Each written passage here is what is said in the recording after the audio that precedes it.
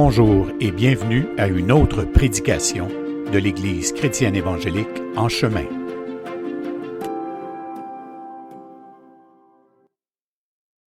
Donc aujourd'hui, j'entame la deuxième partie d'une prédication sur le Notre Père. Mais aujourd'hui, on touche moins au Notre Père qu'au chapitre 6 de l'Évangile de Matthieu.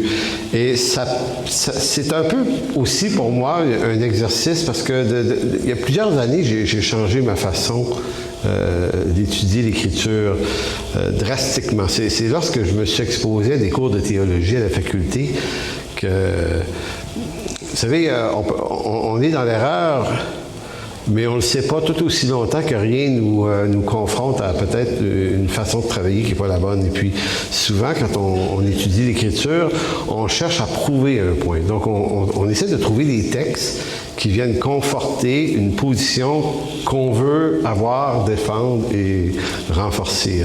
C'est naturellement ce qu'on est porté à faire.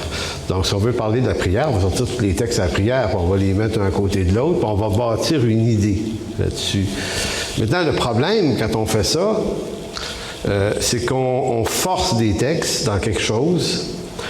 On fait violence à des textes aussi parce qu'on les amène à dire quelque chose, mais que dans leur contexte même, c'est pas exactement ce qu'ils voudraient dire, même si c'est le thème, mettons, la prière. Donc, en théologie systématique, pas systématique, mais théologie biblique, j'entends, on apprend à se défaire de cette mauvaise habitude en étudiant le texte lui-même. Donc, il y a le texte et il y a son contexte, et on veut que le texte soit éclairé de son contexte, et non pas de notre lumière sur le « d'après moi, je pense que Paul ou Jésus est en train de dire ça ». En fait, c'est pas intéressant ce qu'on a envie de dire. C'est ça qu'on doit comprendre. Donc, il y a un renoncement ici, à dire, j'essaierai pas de dire, ou de faire dire, ou de faire twister l'Écriture dans un sens qui m'apparaît juste à moi. Je vais essayer de voir ce qui a vraiment été dit. C'est ça, la théologie biblique. Le texte dit ceci, bien, il ne dit pas autre chose que ceci. Et donc, je n'ai pas à rajouter un petit quelque chose pour y donner ma twist à la fin. Mais ça, évidemment, il y aura toujours un espace de subjectivité, un espace d'interprétation dans ça. On n'échappe pas. Mais on y échappe beaucoup plus lorsqu'on décide que c'est le texte qui va décider, non pas nous. Et Matthieu 6, d'ailleurs, je vous conseille, vous avez du temps à mettre là-dedans, j'allais dire du temps à perdre, mais on ne perd pas du temps quand on prend du temps avec Dieu. On rachète le temps, en fait. Mais si vous voulez mettre du temps, cette semaine, lisez Matthieu 6, dans lequel se trouve le Notre Père au verset 9, mais lisez-le au complet. Le chapitre 6, une couple de fois. Puis après ça, essayez de découper un peu les morceaux. Puis vous allez vous rendre compte que le Notre Père, qui dure 3 versets, sur les 30, 33, 34 versets, le Notre Père, c'est juste 2-3 versets, à quel point il transcende tout le reste, et à quel point tout le reste explique le Notre Père. Comme par exemple, je vous donne un exemple, le texte, la prière de notre Père nous parle que Dieu... il va falloir que je vous le lis, vous m'en souvenez, ça se peut-tu?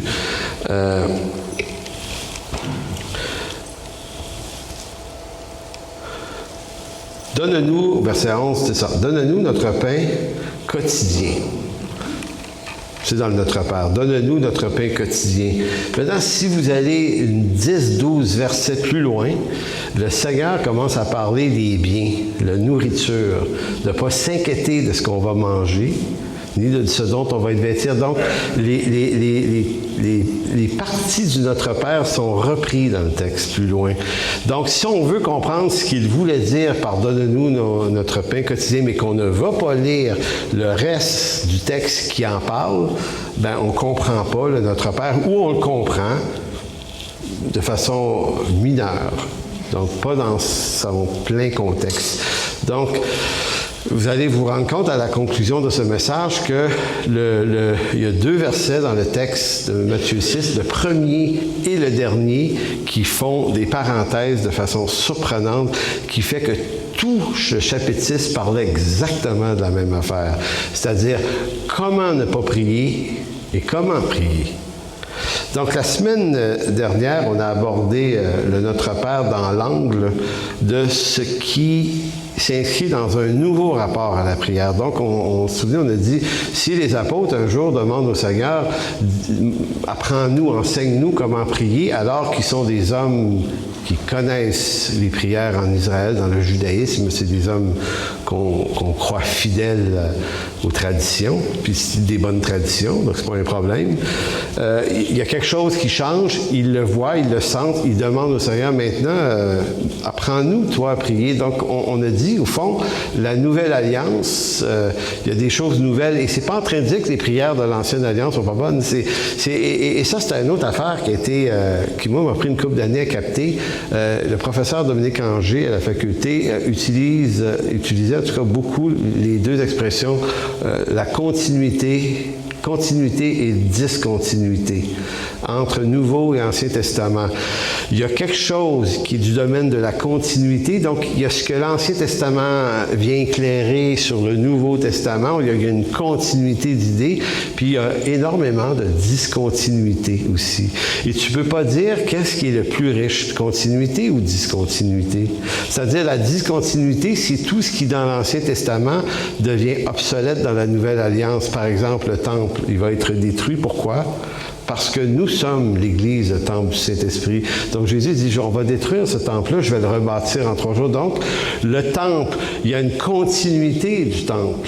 Il y a toujours un temple, donc il y a une continuité, mais le temple n'est plus en béton. Il est constitué de pierres vivantes que sont les croyants.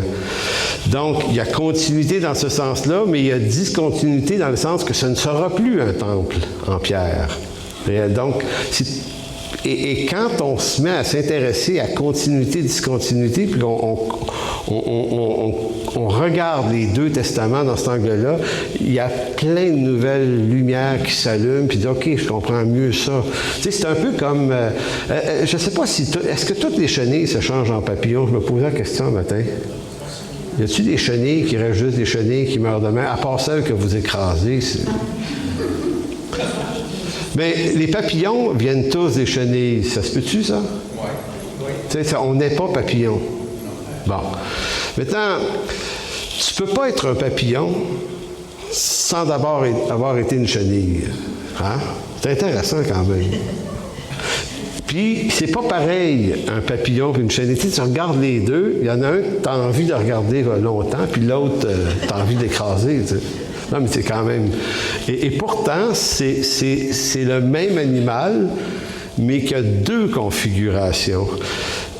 L'Ancien et le Nouveau Testament, là, je ne suis pas en train de dire que l'Ancien Testament ressemble à une chenille gluante, c'est pas ça l'idée, mais c'est que l'Ancien Testament, c'est la chose qui existe et qui fait que le Nouveau Testament existe. S'il n'y a pas d'Ancien Testament, le Nouveau Testament ne fait aucun sens.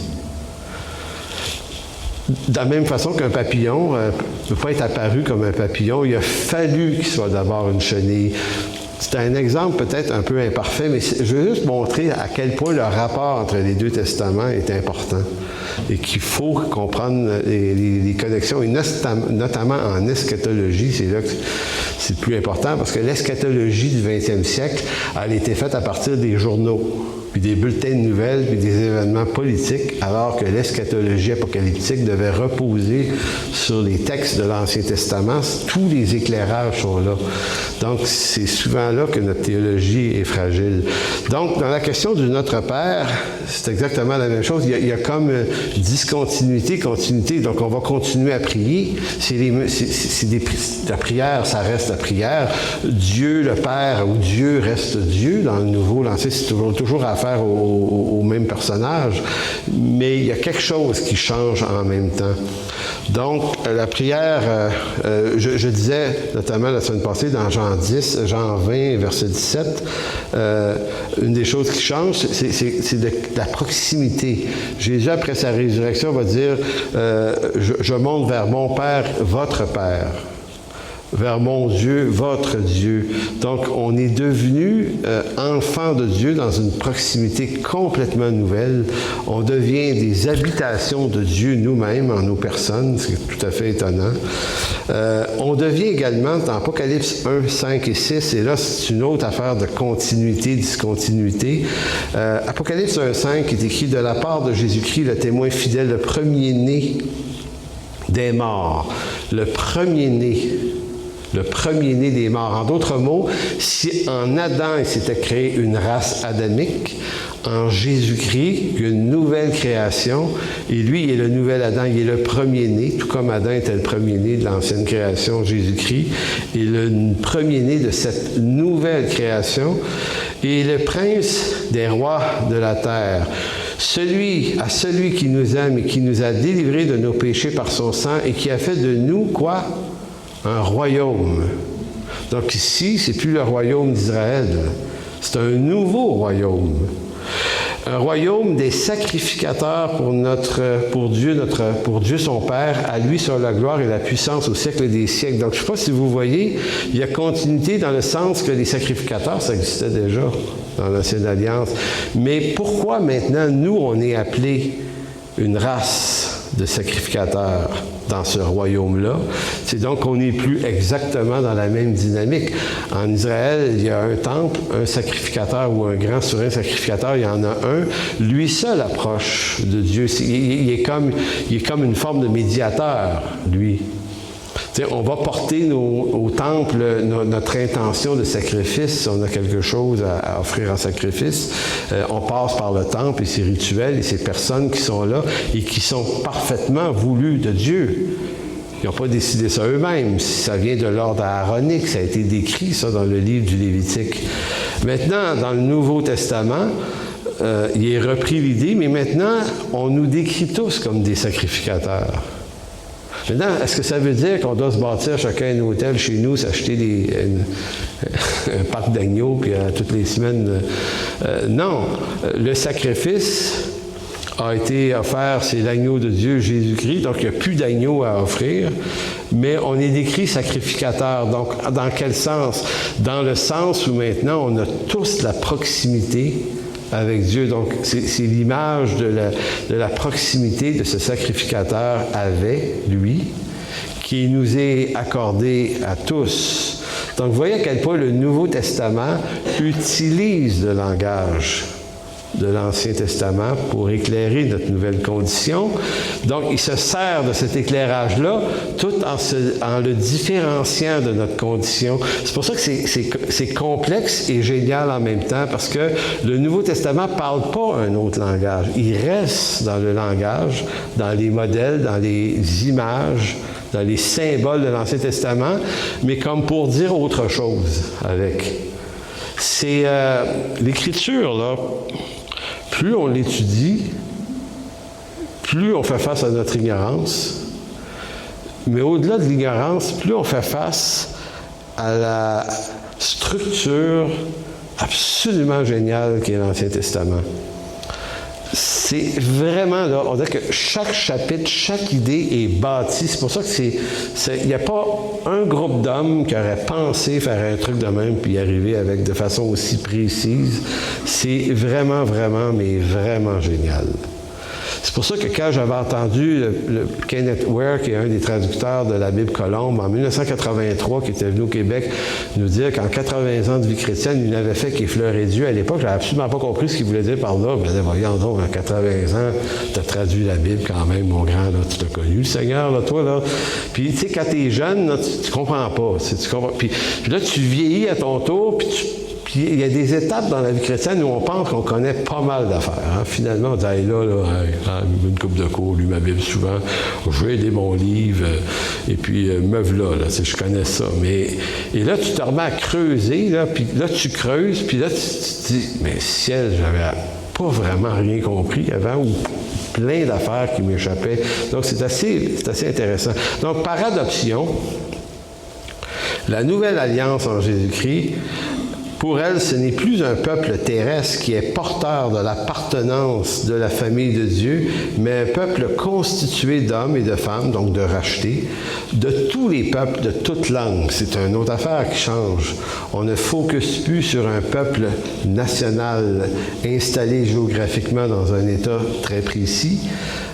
La Nouvelle Alliance, c'est un peuple constitué de tribus de toute la terre, de toute langue. Et le christianisme s'éloigne des autres religions de par le fait qu'on peut être chrétien et l'être dans n'importe quelle langue. Par exemple, chez les musulmans, il y a cette idée qu'il faudrait t'apprendre l'arabe quand même. Si tu ne connais pas l'arabe, tu peux être musulman, mais si tu parles arabe, tu vas à la Mecque, puis il y a un certain nombre d'affaires qui te fait plus vrai la chose. T'sais. Puis chez les Hébreux, il fallait que tu sois prosélyte, il fallait que tu te fasses circoncire, donc il y avait moyen d'y aller. Mais le christianisme fait éclater ça. Il n'y a pas d'interdit alimentaire dans le christianisme. Il n'y a pas d'interdit vestimentaire.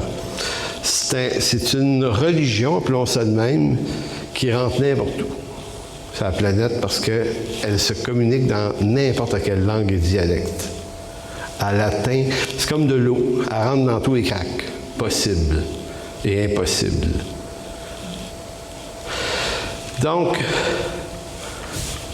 je relis ma phrase. Par l'adoption, la Nouvelle Alliance, ce n'est plus un peuple strictement terrestre qui est porteur de l'appartenance à la famille de Dieu, mais un peuple constitué d'hommes et de femmes, de tous les peuples, de toutes langues, qui sont fils du Père, non par descendance naturelle, humaine, abrahamique, mais par une naissance spirituelle, une naissance de l'Esprit. Paul l'explicite vraiment bien, Romains 8, 14 à 16, il va dire « Car tous ceux, le tous ceux, là, qui forment le peuple de Dieu, là, c'est tous ceux qui sont conduits par l'Esprit de Dieu sont fils de Dieu dans la Nouvelle Alliance. Et vous n'avez point reçu un esprit de servitude pour être encore dans la crainte, mais vous avez reçu un esprit d'adoption par lequel nous crions Abba Père. Et dans le Abba Père de Paul, il y a un retour au Notre Père, il y a un retour à tous ces textes où Jésus présente Dieu comme son Père, notre Père. Verset 16, l'Esprit lui-même rend témoignage à notre esprit que nous sommes enfants de Dieu. Donc, je pourrais vous redire encore pourquoi les Juifs voulaient absolument assassiner Paul. Pourquoi ils voulaient autant le tuer? Parce que moi, quand j'étais jeune croyant, je disais, il n'y a rien dit de grave, là, Paul. Lâchez-le, pauvre lui. Non, mais quand il raconte ça à des Juifs, il est en train de déstructurer leur raison de vivre, leur raison d'être sur le plan du rapport à Dieu. Et ce qui est complexe, c'est pas comme s'ils étaient dans l'hérésie. Ils sont dans ce que Dieu donnait dans l'Ancienne Alliance, donc ils ont été fidèles à ça. Et là, Jésus arrive, Paul arrive à dire « Oh, attendez, maintenant, le peuple de Dieu, c'est plus ça. Maintenant, c'est une autre entité. » Et là, vous avez toute l'explication, la complication de la circoncision dans la lettre aux Galates, qui a valu à Paul énormément de maux de tête, parce que Paul disait « Même pas besoin d'être circoncis, les gars. Même pas besoin. » Il dit « Les circoncis, c'est ceux qui ont la vie de l'esprit. Ça, c'est les vrais circoncis. » Fait que vous comprenez que Paul, avec ce message-là, évidemment, s'est attiré des bosses, mais il vient de modifier le paradigme complet de l'affaire. Et ça, il nous faut comprendre ça. Donc, vous savez à quoi ça me fait penser? Qui a été catholique avant d'être chrétien ici? Levez la main. Bon, catholique au sens pratiquant. Là. Vous vous souvenez de ce que c'était être un catholique?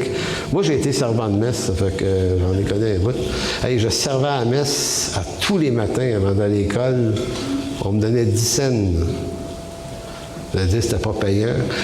À l'époque, 10 cents, j'en faisais des choses avec 10 cents. Un Dr Pepper, un chip et des jujubes. J'arrivais à acheter ça avec mon 10 cents. Hein? C'était bon. Alors, toujours est-il que, tu sais, quand on a été catholique très engagé et qu'on devient évangélique, il y a un peu cette même affaire-là. Il y a comme, apprends-nous à prier. Parce que là, on dit, attends une minute, là-bas, là, on prie Dieu aussi. Là. Ils ne prient pas Satan, ces gens-là, ils prient Dieu, Jésus. Mais quand on arrive dans une église évangélique, on dit, hey, c'est pas pareil. La prière, là, ils citent, là, ouf. Tu sais, à l'église, on était habitué avec le prêtre, il lisait les prières, c'était écrit, c'était structuré, puis c'était toujours les mêmes. Et là, tu arrives dans l'église la première fois, puis tu entends le prédicateur se lancer en prière, puis il besogne ça, là, puis il tourne à gauche, à droite, il va vers là. Il ne sait pas lui-même comment ça va finir. Mais à un moment donné, il y a quelque chose dans sa tête qui dit « Ouais, faudrait t'arrêter là. Faudrait t'arrêter là. » Mais amène là-dessus. Tu sais, et là, quand tu as été catholique, il y a un petit choc, là. Je ne sais pas si vous vous souvenez de ça. C'est comme « Hey, c'est pas pareil. » Puis c'est toujours de même. Tu sais, je m'en vais d'une soirée de prière. Tu sais, tu viens, les gens, les lundis, on priait à Quartier-Ville, à Laval. Puis tout le monde peut prier. Pasteur, les autres, le gars, la fille, l'ado, tu sais, tout le monde, tu es là, ah ouais, ils prient tout. Puis là, toi, tu sais, à un moment donné, t'attends le vide. Je sais pas si vous avez déjà vu ça, tu dis, il faudrait bien que je m'essaye. Puis là, tu as l'impression d'être, tu sais, comme s'il fallait que tu pognes le manège qui tourne, il fallait que tu arrives à pogner à bord. Puis des fois, tu arrives, quand tu es nouveau, tu n'as pas le tour, fait que tu as de la misère avec le tour qui passe en avant de toi. Fait que là, tu finis par aller voir le pasteur ou un ancien, tu dis, hey, apprends-nous à prier, parce que c'est pas pareil. Et on le vit, ça. Fait que les apôtres ont vécu une espèce de période de transition comme ça. Et puis, notamment, je me permets de faire un petit repère historique intéressant.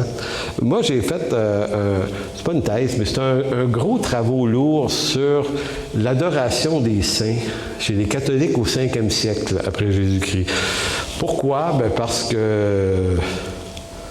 qu'on étudiait le 5e siècle. Et puis, donc, je me retrouve avec des ouvrages d'un historien britannique qui s'appelle M. Brown, je ne me souviens plus de son petit nom, mais c'est un spécialiste du catholicisme des 7-8 premiers siècles. C'est vraiment une bolle, le gars. Puis, il explique comment s'est institué la culture ou le culte des saints chez les catholiques. Pourquoi on vénère des saints? Et lui, il est pas. Son livre, c'est pas pour, pas contre. Puis moi, j'aime ça, des livres. Le gars, il n'est pas positionné. C'est un historien qui fait un travail d'historien, qui décrit ce qui s'est passé. Et là, il nous parle de Saint-Denis. Saint-Denis, là, c'est un missionnaire qui s'est retrouvé à Paris avant que Paris existe vraiment, genre 2e ou 3e siècle. Vous avez visité l'église de Saint-Denis? Il y a des reliques là-dedans. Il y a des rois qui sont... Dagobert, je pense, qui est enterré là, et une couple de rois français. Et il est devenu le saint des rois, si on veut. On n'appelle pas ça le saint, mais on appelle ça le patron des rois en France, en tout cas de ces rois-là. Et lui, en réalité, quand tu essaies de comprendre son étude, tu ne sais pas trop c'est qui. On n'est même pas sûr exactement du siècle dans lequel il a vécu. Fait que c'est déjà flou en partant. Mais tout ce qu'on a bâti autour du gars, ça, il y a du stock là-dedans. Et ce professeur-là, il dit au fond, il dit, Denis, c'est un gars qui était reconnu pour avoir un certain charisme de guérison. Et il attirait beaucoup des gens à lui. Et quand il est mort, ils l'ont enterré quelque part dans une chapelle. Lui avait bâti quelque chose. Puis ils l'ont mis là. Et là, les gens ont commencé à dire... si je veux être entendu de Dieu dans ma requête, parce qu'ils étaient habitués du vivant de Denis, d'aller voir Denis. C'est à la fois une solution, mais c'est surtout un problème en disant, les gens, même dans le christianisme, malheureusement, ne savaient pas qu'ils pouvaient aller vers Dieu qui était leur Dieu et le Père qui était leur Père. Le mauvais enseignement fait que, étant ignorants qu'ils peuvent aller à Dieu, maintenant on n'a plus besoin d'aller dans un temple, dans un lieu, on prie Dieu dans sa chambre. Ferme la porte, c'est ce qu'on va voir tout à l'heure. Entre dans ta chambre, ferme la porte. Mais si ce n'est pas enseigné au peuple, le peuple continue et fait du christianisme une nouvelle forme d'idolâtrie. Donc, si je vais voir Denis, je lui dis, gars, Denis, moi, j'ai tel problème dans ma vie, va prier là-dessus. Denis disait, OK, pourquoi Denis?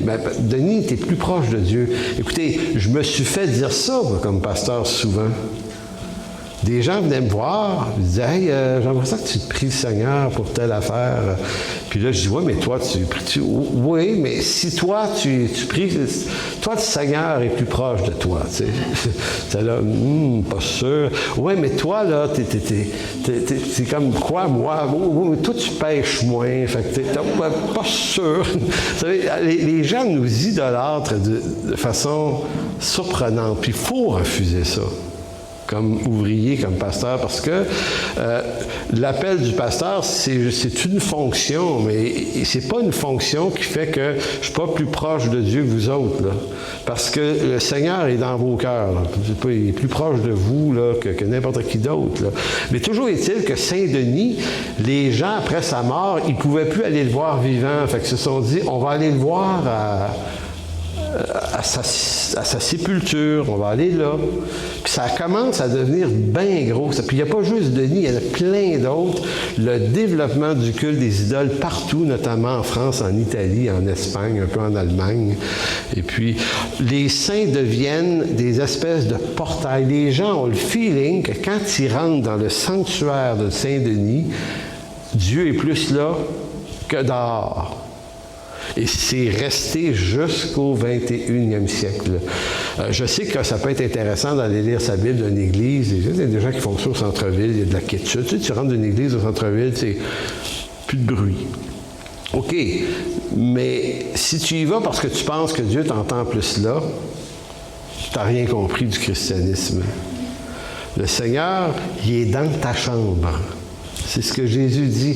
Et vous voyez, la discontinuité est là, parce que chez les Hébreux, il y a quand même aussi cette culture qui est de Dieu, mais que tu passes par un processus. Il y a des prêtres, il y a des sacrificateurs, il y a un temple ou une synagogue. C'est pas que tu peux pas parler à Dieu autrement pour eux, mais c'est comme ça, là, c'est le chemin. Et là, Jésus dit, non, rentre dans ta chambre. Et ton Père, qui te voit dans le secret, va te le rendre. Il y a quelque chose qui est du domaine ici, qu'on n'est pas dans la même affaire. Donc, pour venir à Saint-Denis, on va finir cette histoire-là, vous me débarrassez de lui, là. J'ai commencé. C'est que ça a développé un tel culte d'idolâtrie envers ces hommes-là, tout ça parce qu'on n'a pas compris que Christ vivait dans nos cœurs. On ne l'a pas compris ou l'expérience n'est juste pas produite, qui fait qu'à un moment donné, certains se disent, et là c'est là que ça devient macabre, peut-être qu'on pourrait prendre un bout d'os de Saint-Denis, puis l'amener à une autre place dans le pays. Fait que les gens n'ont plus besoin de se rendre là où est la sépulture de Denis. Et là, on a réparti les ossements de lui, mais de plein d'autres. Moi, un jour, j'étais à la cathédrale Sainte-Anne-de-Beaupré. Je passe par là, j'arrête. Puis j'ai un ami qui est prêtre là-bas. Et puis, il sait que je suis protestant, fait qu'on marche. On arrive devant un morceau d'os dans une vitre. Je dis, c'est marqué, je pense que c'est un os de Sainte-Anne. La mère de Marie. Ça se peut-tu? Ça me semble que c'était ça. En tout cas, lui, il sait qui je suis, il sait comment je pense, il part à rire. Il dit, alors, on veut du... Bon. Pas grave. J'ai pas envie de m'en parler. Puis, tu sais, lui, finalement... Ben non, mais j'ai dit, attends, j'ai dit, Sainte-Anne, elle a-tu existé? Êtes-vous sûr de ça? J'ai dit, j'ai jamais entendu parler d'elle dans l'Écriture, on ne sait pas trop. Mais j'ai dit, Mais si elle a existé, mais qu'en plus, il y a quelqu'un qui a pogné un bout d'os de cette femme-là, puis il a fait traverser ça tous les siècles pour amener ça ici, je dis vraiment, wow, là, quand même. C'est le gars qui te regarde en disant, ouais, je sais que c'est ridicule, mais qu'est-ce que tu veux, c'est comme ça. Puis c'est vraiment, ce prêtre-là, c'est un ami personnel, c'est un gars bien éclairé sur l'écriture, puis j'avais senti que le gars lui-même est là, sans tout à fait. Puis il dit, on projette justement, il dit de tasser ça un peu, là, il dit, parce que, puis lui, il avait vraiment une vision, ce prêtre-là, il dit non, mais il dit, moi, je veux ramener les gens à Jésus, là. Il dit, écoute, c'est Jésus qui sauve, c'est Jésus qui fait, en tout cas. Mais tout ça pour dire, je ne sais pas si vous voyez le culte des reliques, à quel point on pense, ou des gens pensent que le bout d'os de quelqu'un te rapproche de Dieu, devient comme un portail, un Wi-Fi avec Dieu. C'est d'un égarement terrible. Donc, quand Jésus débarque, il institue des choses. Et Matthieu 6 a vraiment une importance capitale. Donc, si on isole la prière du Notre Père du reste du chapitre 7 de Matthieu, tout ce qu'on obtient, c'est une prière universelle. Mais si on tient compte du contexte de tout le chapitre, on obtient une instruction,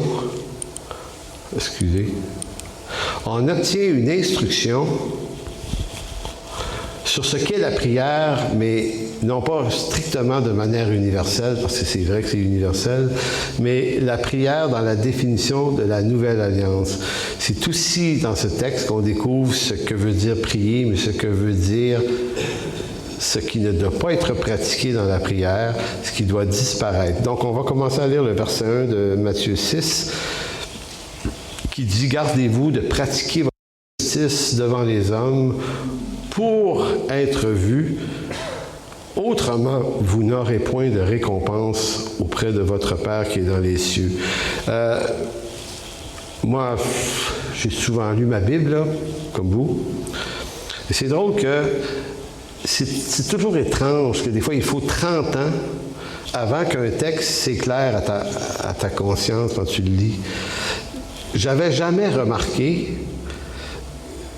Je l'avais lu, je l'avais remarqué, mais je n'avais jamais porté attention sur le fait que Jésus dit, parce que si tu pratiques ta justice devant les hommes pour être vu, tu n'auras pas de récompense auprès de ton Père qui est dans les cieux. Et là, je me suis dit dernièrement, hey, il y a quelque chose là, dans ça. Là, c'est Jésus qui parle, là.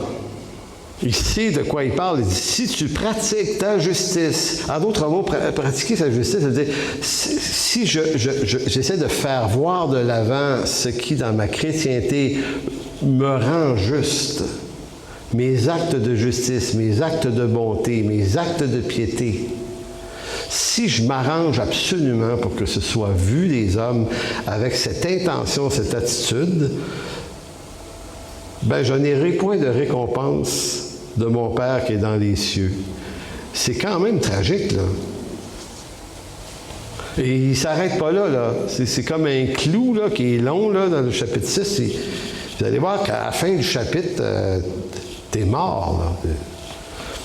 Lorsque tu fais l'aumône, ne sonne pas la trompette devant toi comme font les hypocrites dans les synagogues et dans les rues, afin d'être glorifiés par les hommes. Et là, il reparle de récompense. Je vous le dis, en vérité, ils reçoivent leur récompense. Donc, tu n'auras pas de récompense dans les cieux parce que tu t'en es fait une auprès des hommes qui t'ont vu. Et ça, c'est frappant, parce qu'on est, je le dis pour moi-même, là, quand on fait quelque chose de bon, là, tu sais, de généreux, là. Et que c'est dur de garder ça pour nous autres. Tu sais, on a besoin de dire, hey, moi, là, j'ai rencontré quelqu'un qui était tellement mal pris, là. Je suis allé l'aider, là. Et là, c'est comme si le Seigneur disait, excusez, en bon québécois, c'est ta gueule. Dis-les pas. C'est un secret. Puis il y a un trésor dans ce secret-là. Mais si nous, on est comme des enfants, avez-vous déjà, quand tu es petit, là, tu te lèves, tu vas développer ton cadeau là, pendant que ta mère n'est pas là, tu n'es pas capable d'attendre. Là. Ça, tu peux l'ouvrir avant. Avez-vous déjà fait ça, vous autres? Oui, OK, je ne suis pas tout seul. Bon, alors, mais c'est ça, là, c'est un peu comme s'il y a un trésor, quelque chose de beau, de magnifique devant Dieu, qui apprécie le monde, mais il dit, parle-en pas. Ça va rester entre nous deux. Good deal, tu dis, ouais, OK. Oui, mais Seigneur, si je ne le dis pas, comment ils vont savoir que je suis à ce point bon? Ils n'ont pas besoin de le savoir. Moi, je le sais.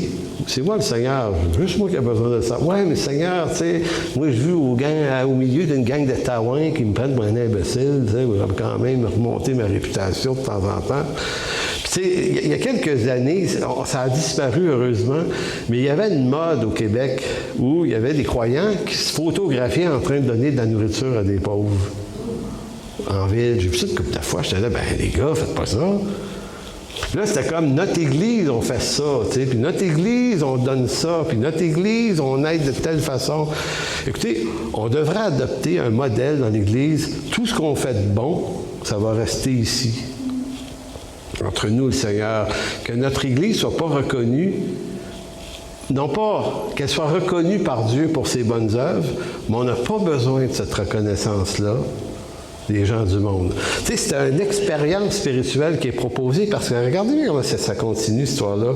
Il dit, quand tu fais l'aumône, verset 3, que ta main droite ou gauche ne sache pas ce que fait ta main droite, afin que ton aumône se fasse en secret et regardez le reste, et ton Père qui voit dans le secret te le rendra.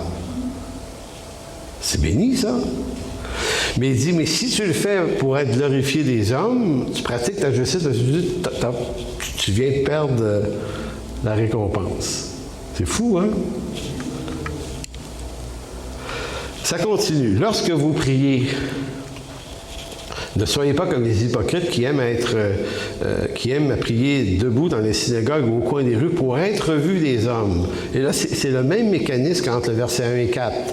Mais ici, plutôt d'être l'aumône, c'est la prière. Il va dire, je vous le dis, en vérité, ils reçoivent leur récompense parce qu'ils ont voulu qu'on voit leur piété en action, publiquement. Mais quand tu pries, entre dans ta chambre, ferme ta porte et prie ton Père qui est dans les lieux secrets, et ton Père qui voit dans le secret te le rendra. C'est intéressant aussi. Et là, c'est important de dire une chose. Il ne faut pas enfermer l'action chrétienne dans nos chambres. Sinon, on ne devrait même pas être ici. Il y a une action publique. Il y a des vocations qui sont des vocations publiques. Donc, ici, le Seigneur ne parle pas des vocations. Mais même à ça, si j'ai une vocation d'évangéliste, de pasteur, de docteur, de chantre, on va faire une prestation publique. On ne peut pas dire à Jean, tu dois être un chantre, mais tu ne peux plus le pratiquer devant les hommes. Juste avec Marie-Rose dans ta chambre. Puis encore. Ça ne fait pas de sens. Donc, évidemment, il y a des vocations, il y a des dons, il y a des talents qui sont à être exprimés en Église pour qu'on puisse les apprécier puis les encourager. Puis ceux qui les font vont le faire le mieux possible devant Dieu, c'est important. Mais il reste que même là, il y a une attitude à surveiller. Tu sais, on doit garder nos cœurs devant Dieu puis être capable de se... Je ne sais pas si on peut se prévenir soi-même, mais il faut avoir une bonne conscience pour être en train de se demander pourquoi on fait ce qu'on fait. La gloire de quoi on cherche. Puis, on est toujours là à une microseconde de rechercher notre propre gloire, et je peux le dire pour moi-même. Jusqu'à temps qu'on commence à réfléchir à ça, on va dire, OK, fais attention, surveille ça. Parce que si en plus, on n'en prend absolument pas conscience, on peut se lancer dans le jet-set évangélique pour réussir à devenir quelqu'un absolument aux yeux de tout le monde. Puis ça existe. Puis c'est là. Mais la richesse de la chose, c'est de faire cette chose dans le secret. Mais en fait, pas les vocations publiques, mais les actes de piété, aumône et prière. Et c'est après avoir dit, ton Père qui le voit dans le secret te le rendra. Donc, on est quasiment en train de comprendre que la puissance de la réussite d'une vie de prière est beaucoup, beaucoup associée à la relation d'intimité avec Dieu. Je disais la semaine passée, il y a une proximité là, avec Dieu.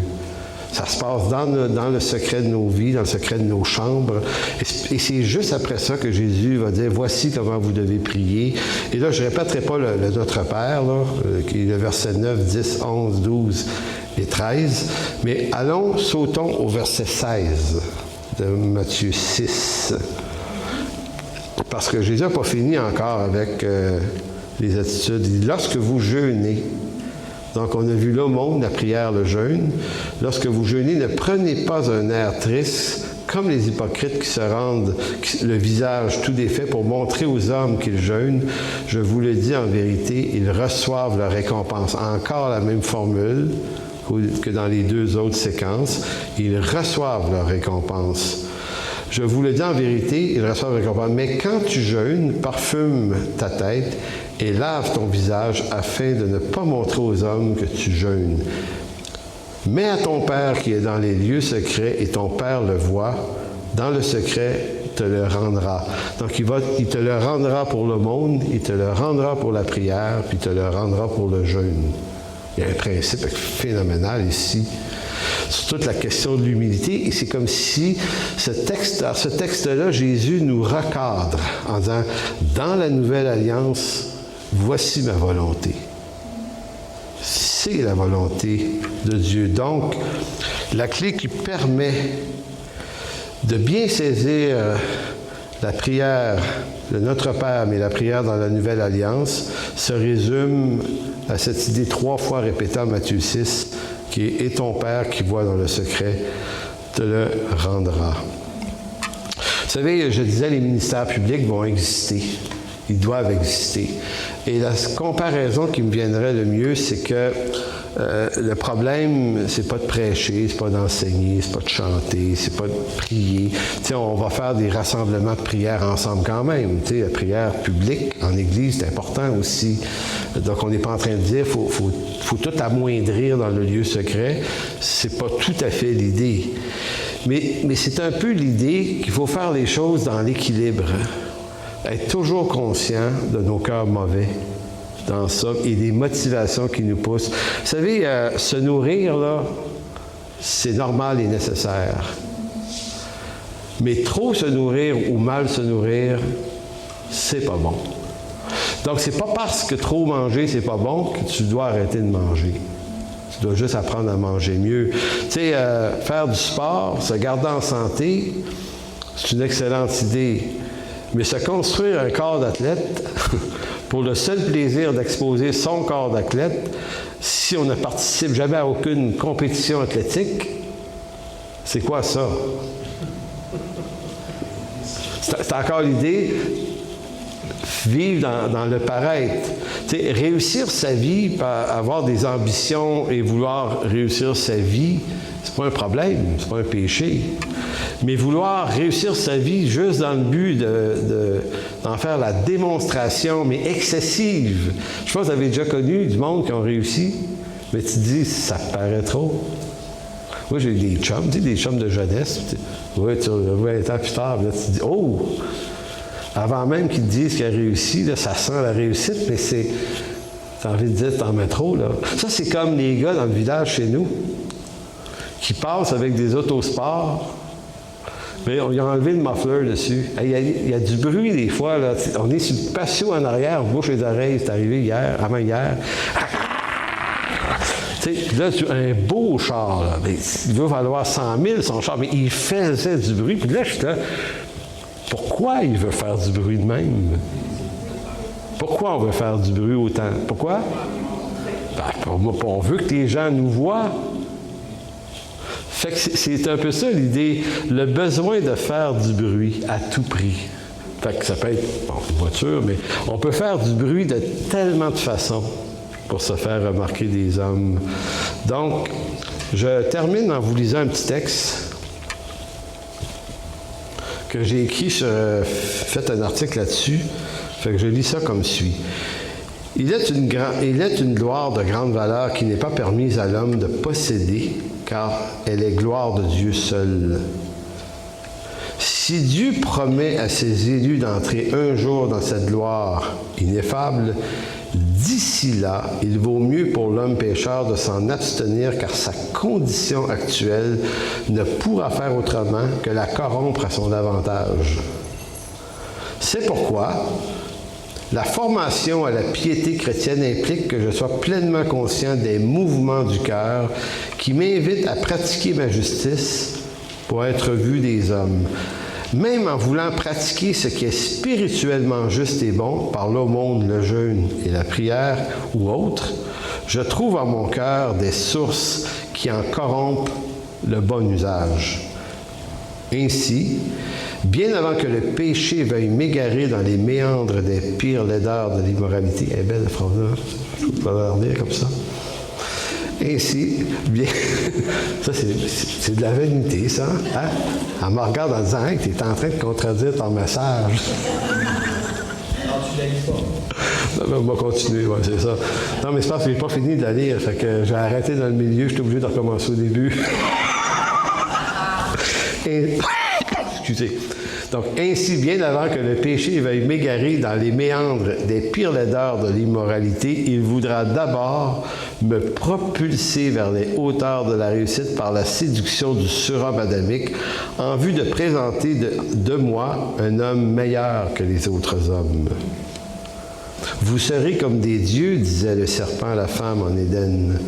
Être vu, remarqué, admiré, envié, voilà bien les mouvements du cœur de l'homme pécheur qui, même devenu croyant, le pousse à rechercher chez les autres une humble admiration derrière laquelle se dissimulent les penchants les plus horribles de l'esprit humain. Est-il un péché bien pire que l'immoralité? Oui, peut-être. La volonté de l'homme qui cherche obstinément à être le meilleur des hommes, à être un Dieu, pour le seul motif d'être vu des hommes. La gloire qu'il en retire lui semblera d'abord comme le plus savoureux des élixirs, jusqu'au jour où ce doux mélange d'extase empoisonnera les moindres fibres de son être pour faire de lui le pire des hommes. En conclusion, on va revenir à Matthieu 6.1.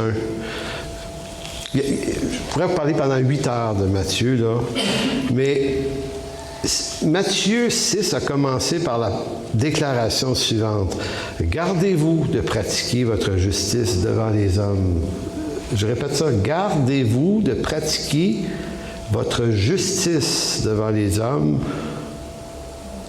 pour en être vu, autrement vous n'aurez point de récompense auprès de votre Père qui est dans les cieux. » Ça, c'est le verset 1.